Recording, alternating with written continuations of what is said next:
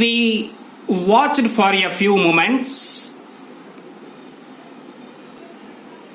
Then as trade slackened அப்படின்னு சொன்னாலே reduced. We went over. They greeted us with friendly faces. அப்போ அந்த நரேட்டரும் அவருடைய கம்பேனியனும் அந்த ரெண்டு பேர்ட்டையும் பேசுறாங்க. I thought you picked fruit for a living, I said. We do many things, sir, Nicola answered seriously. He glanced at us hopefully.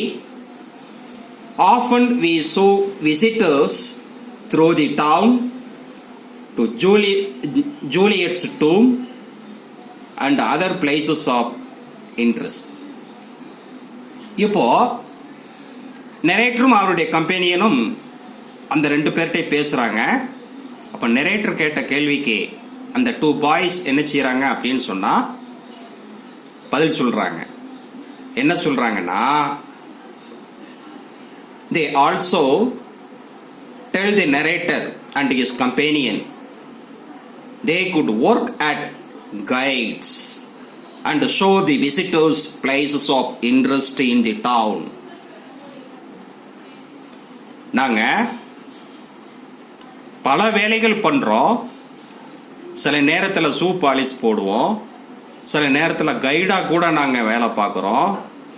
யாராவது உங்களை மாதிரி வந்தாங்க அப்படின்னு சொன்னா இந்த டவுன்ல இந்த இருக்கக்கூடிய முக்கியமான பிளேசஸுக்கு போகணும்னு சொன்னா அவங்கள நாங்க கைட் பண்ணுவோம். இந்த மாதிரிலாம் நாங்க என்ன செய்யறோம், இந்த ஜூலியட் கல்லறைக்கு போகணும் அப்படின்னு சொன்னாலும் கூட நாங்க அழைச்சிட்டு போவோம் அப்படிங்கிறாப்ல. உடனே all right I smiled. Narrator சிரிக்கிறார், அவங்கள பார்த்து ஸ்மைல் பண்றார். You take us along.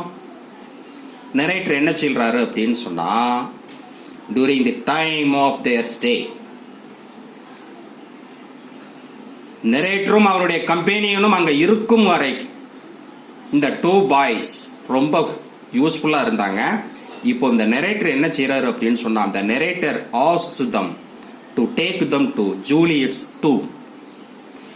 Juliet டூம்க்கு வந்து ஜூலியட் கல்லறைக்கு எங்களை அழைச்சிட்டு போ, ரெண்டு பேரும் அழைச்சிட்டு போங்க அப்படின்னு சொல்லி அந்த ரெண்டு பாய்ஸ்டையும் கேட்கிறார். யாரு? நரேட்டர். யார்கிட்ட கேட்கிறா? நிக்கோலோட்டையும் ஜெக்கோபோட்டையும். ஏன்னா அவங்க வந்து கைடாவும் வேலை பார்க்கறாங்க. உடனே as we made the rounds, my interest was again provoked by their remarkable demeanor. Demeanor அப்படின்னு சொன்னாலே ஒரு behaviour, appearance and behavior. They were childish enough and in many ways quite artless. Artless அப்படின்னா இந்த இடத்துல இன்னோசன்ட்னு அர்த்தம், வெகுளித்தனமாக, அப்பாவியர். Jacopo was lively as a squirrel. Nicolo's smile was steady and engaging. Yet in both these boyish faces there was a seriousness. அவங்க ஒரு பையங்களா இருந்தாலும் கூட, குழந்தைத்தனம் இருந்தாலும் கூட, அவங்களுடைய முகத்திலையும் அவங்களுடைய பார்வையிலையும் ஒரு சீரியஸ்னஸ் இருந்துச்சு. which far beyond their years. In the week which followed we saw them frequently, for they proved extremely useful to us.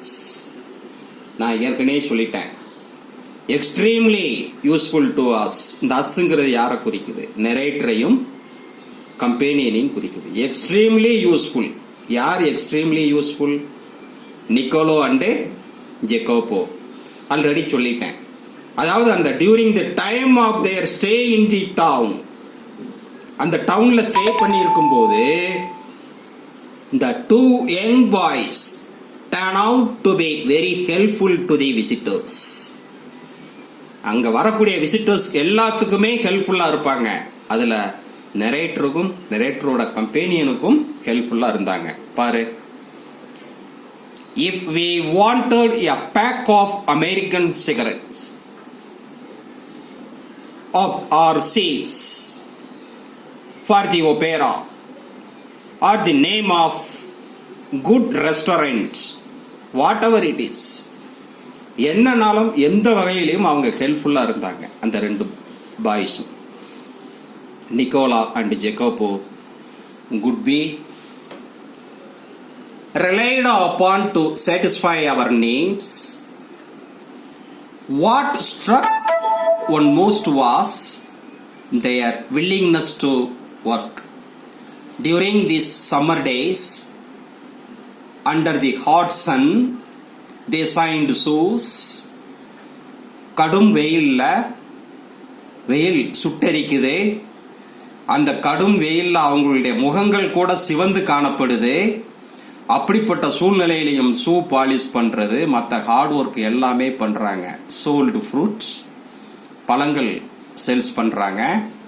ஹாக்டு news paper, ஹாக்டு அப்படின்னு சொன்னாலே, ஆக்சுவலா ஹாக்டு அப்படின்னு சொன்னாலே சோல்டுங்கிற மீனிங் தான், விற்பனைங்கிற அர்த்தத்துல தான் வரும். ஆனா அந்த ஹாக்டு அப்படிங்கக்கூடியது கூவி கூவி விற்கிறது. அதாவது என்ன அப்படின்னா, இப்போ நியூஸ் பேப்பர்ஸ் விற்கிறாங்கன்னா நியூஸ் பேப்பர்ஸ் பேரை சொல்லி சொல்லி என்ன செய்யறது, விற்கிறது. இந்த மாதிரி வேலைகள் எல்லாமே ரெண்டு பேரும் சேர்ந்தே பண்றாங்க, கடுமையான வெயில்லையும் கூட. Conductor tourist round the town and ran errands. வரக்கூடிய விசிட்டர்ஸுகளுக்கு, டூரிஸ்டுகளுக்கு கைடாவும் வேலை பார்க்குறாங்க. And ran errands. errands அப்படின்னு சொன்னா சொல்லக்கூடிய சின்ன சின்ன வேலைகளை செய்யக்கூடியவங்க, அதான் வந்து என்னது, errands.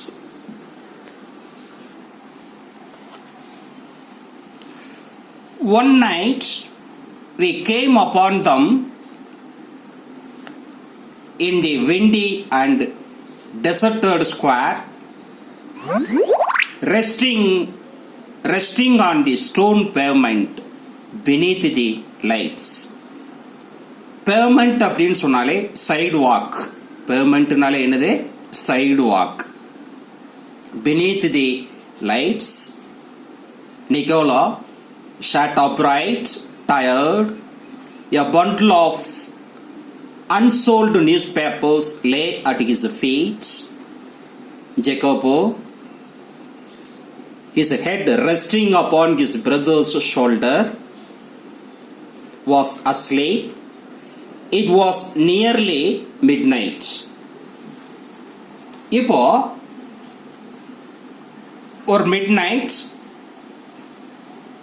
ஆன் தி வேல நரேட்டரும் அவருடைய கம்பெனியனும் வரும்போது பார்க்குறாங்க. அப்போ unsold newspaper, bundle of unsold news பேப்பரோட ஒரு சைடு வாக்கில் ஒரு லைட்டு கீழே வெயிட் பண்ணிக்கிட்டு இருக்கிறாங்க அந்த ரெண்டு பேரும். அதில் நிக்கோலோ ரொம்ப டயர்டாக இருக்கிறாப்புல. ஜேக்கோபோ என்ன செய்யறாப்புல, தன்னுடைய பிரதருடைய ஷோல்டரில் சாஞ்சி என்ன செய்யறான், ரெஸ்ட் எடுத்துக்கிட்டு இருக்கிறான். இப்போ